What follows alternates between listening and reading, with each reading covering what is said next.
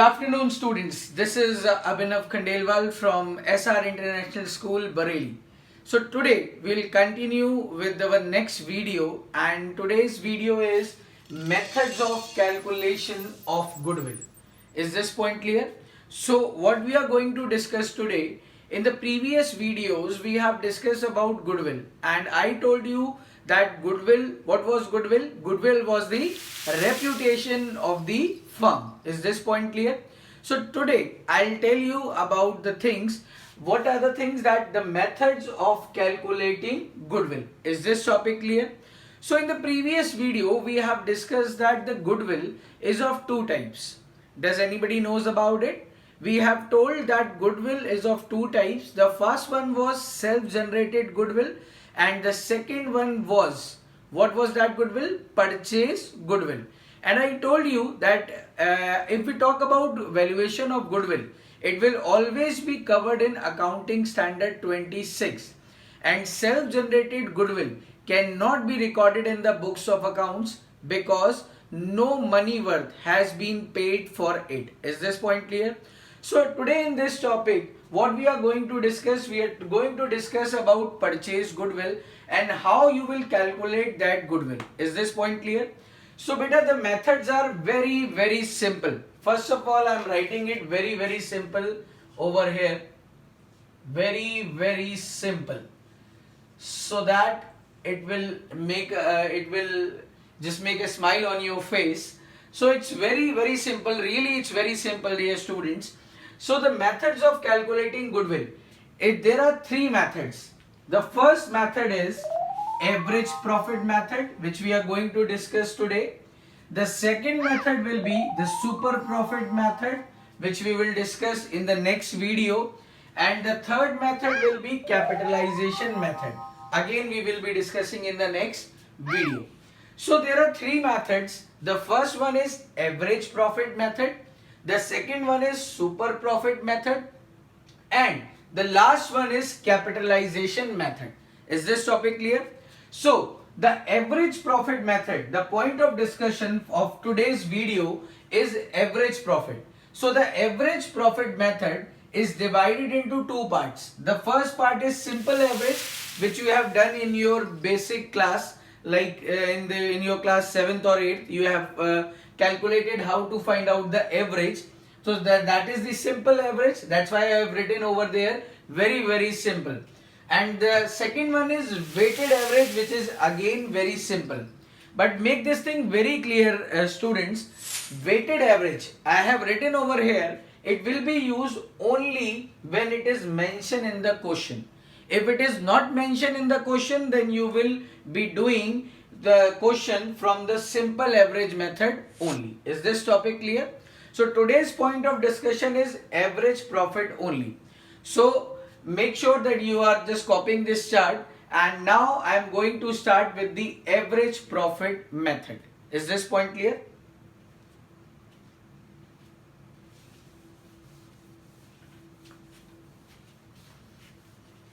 So dear students, while talking about average profit method, first of all,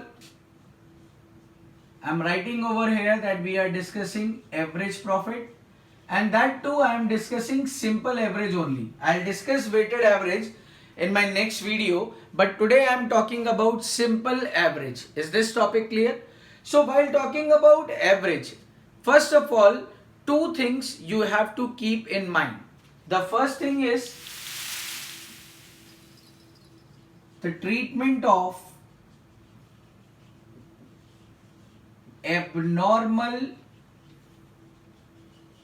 loss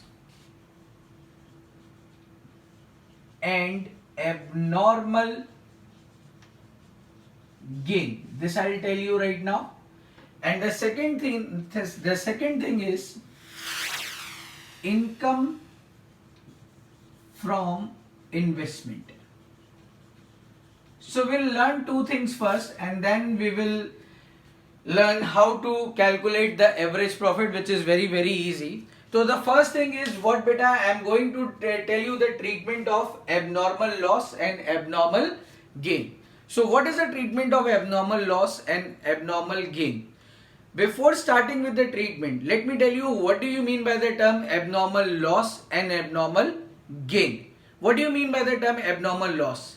Abnormal loss means that loss which is not related to the business but it occurs suddenly. Is this point clear? For example, if I talk about abnormal loss, let's take an example of abnormal loss.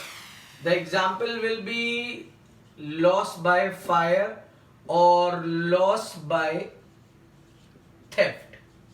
Is this point clear? And similarly, the abnormal gain, the example of abnormal gain is winning from lottery. It is not the part of the business. Is this point clear?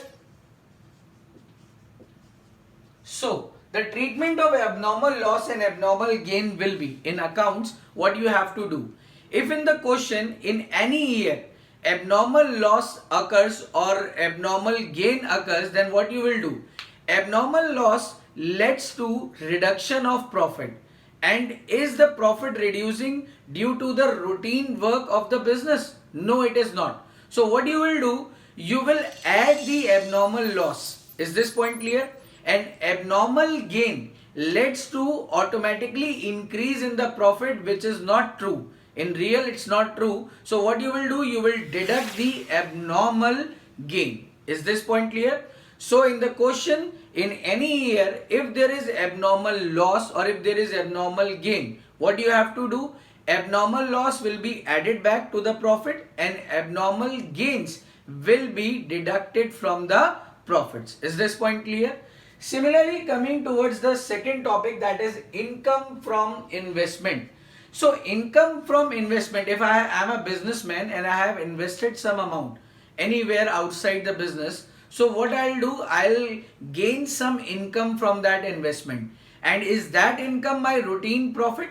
No, it's not the part of my routine profit. So what I'll do, I'll deduct or I will minus the income from investment, whatever in which year it's given. Is this point clear or not? Is this point clear? So we have discussed the two treatment in average profit. In this only you will face the problem, that is the treatment of abnormal loss and abnormal gain. And second thing is the income from investment, that is what you have to do from the income from investment. So while talking about average profit, if we talk about goodwill, the formula for goodwill in case of average profit method is average profit into number of years of purchase. Average profit into number of years of purchase. Now what do you mean by the term number of years of purchase? This you don't have to worry, dear students, it will be given in the question.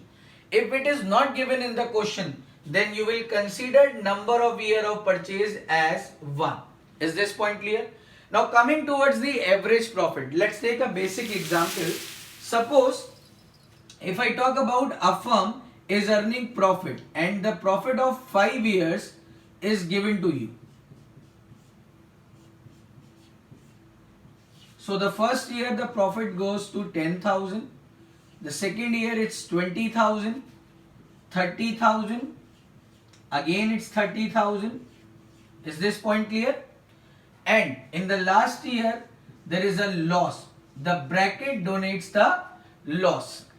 I am writing over here, but the bracket automatically denotes the loss. And now they are saying to calculate the average profit earned by the firm. So what you will do? You will find out the average profit. How you will find it out? Whatever are the profits, first you will add all the profits. 10,000 plus 20,000 plus 30,000 plus 30,000 minus 40,000, and the losses will be deducted, divided by number of years. How many years are there? 1, 2, 3, 4, 5. So you will calculate the average profit. Is this point clear? How you will calculate the average profit? Whatever are the profits, you will add all the profits and you will deduct the loss. Is this point clear or not? Just make this thing very clear that you are getting it. Is this point clear?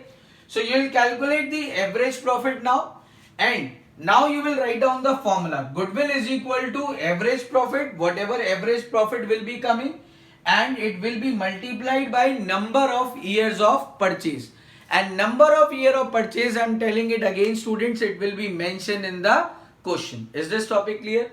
So today what we are going to do, we are starting with the numericals of average profit. So make this thing very clear that you know everything about average profit. These two are very important points, and now we will be starting with the numericals. Thank you.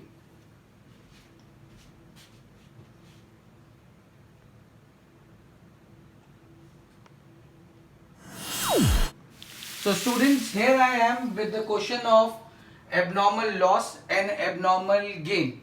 Before starting with the question, as I already told you, what you have to do, if there is an abnormal loss, then what you will do? What you will do, you will add back that loss in the year of profit. Is this point clear? And if there is an abnormal gain, then what you will do? You will deduct that abnormal gain in that year of profit.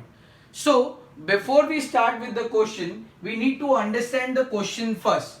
What the question is saying, we are having years. In the year 13-14, I am having a profit of rupees 4 lakh. Is this point clear? In the year 14-15, I am having a profit of rupees 5 lakh. In the year 15-16, I have a loss.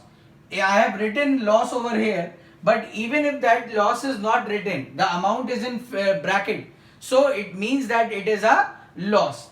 In the year 16-17, we are having a profit of 1,15,000, and in the year 17-18, we are having a profit of rupees 2,50,000. Is this topic clear?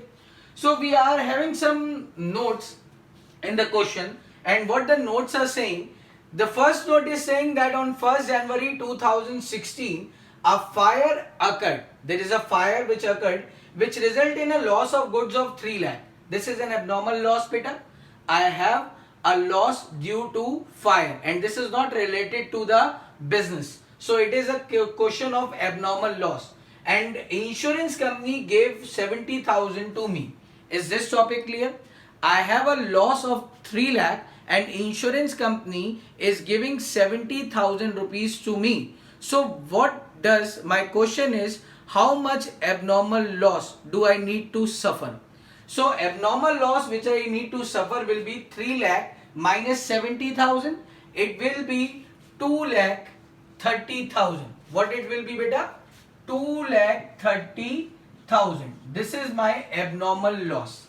Is this point clear? And now the second point is saying that a firm received an amount of lottery in the year 2018. So lottery is not related to my business. It is a question of abnormal gain. So what I have to do? I have to deduct that abnormal gain. Is this topic clear? So first of all, read the question, and now we will be starting with the solution. Go through the question very, very carefully.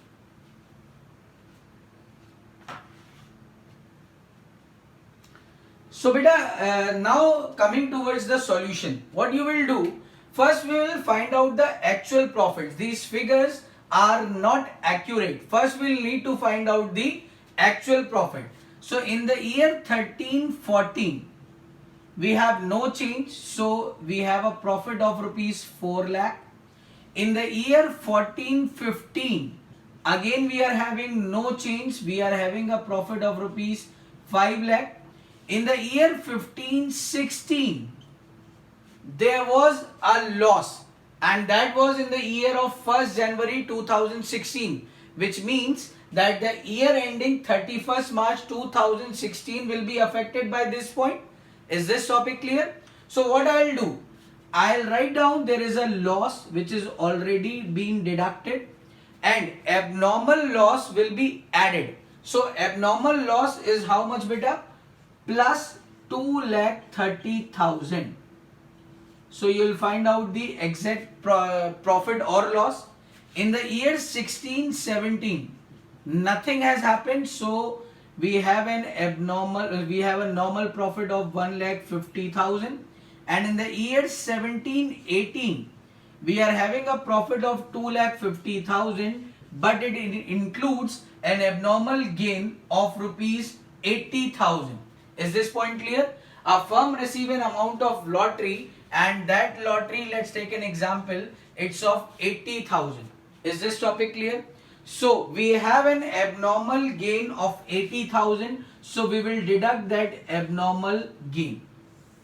So this is my actual profits. Is this point clear or not? This is my actual profits. So what I'll do now, I will find out the average profit. The average profit will be 4 lakh. We'll start from this. That will be 4 lakh plus 5 lakh plus 1,70,000. It will be 1,70,000 plus 1,50,000. I don't have space, so I am writing over here. Plus, now this is not an abnormal loss, so I have added over there. Plus, the last figure will be beta 1,70,000.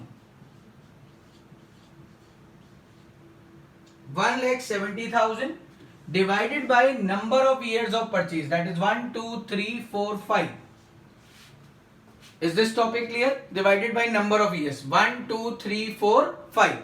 So I will find out my average profit, and the average profit will be 2,78,000. And now what is the formula for calculating goodwill? I already told you, average profit into number of years of purchase. So number of year of purchase is given in the question, that is 3, and average profit we have already calculated. So please find out the goodwill.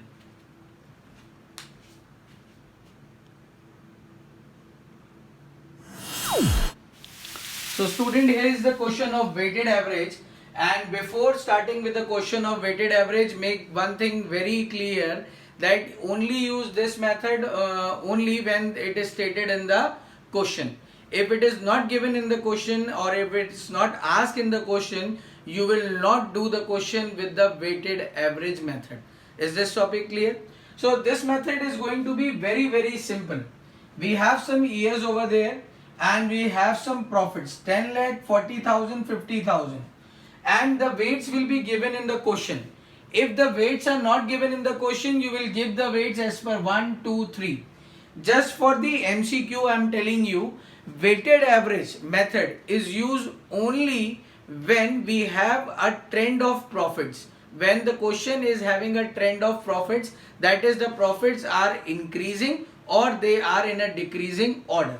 In this question, they are in the increasing order, 10,000, 40,000, 50,000. So I have given weights 1, 2, 3. Now what I will do, I will multiply the profits into weight and I will get my product. Is this point clear? 10,000 into 1, 10,000, 40,000 into 2, 80,000, 50,000 into 3, that is 1,50,000. Now weighted average formula is total of product, that is 2,40,000, upon total of weights, that is 6, and the answer will be whatever will be the answer. Now goodwill is equal to weighted average, whatever answer is coming out, into number of year of purchase, and number of year of purchase will be given in the question. So we have completed our average profit, and now in the next video we will discuss about super profit. Thank you.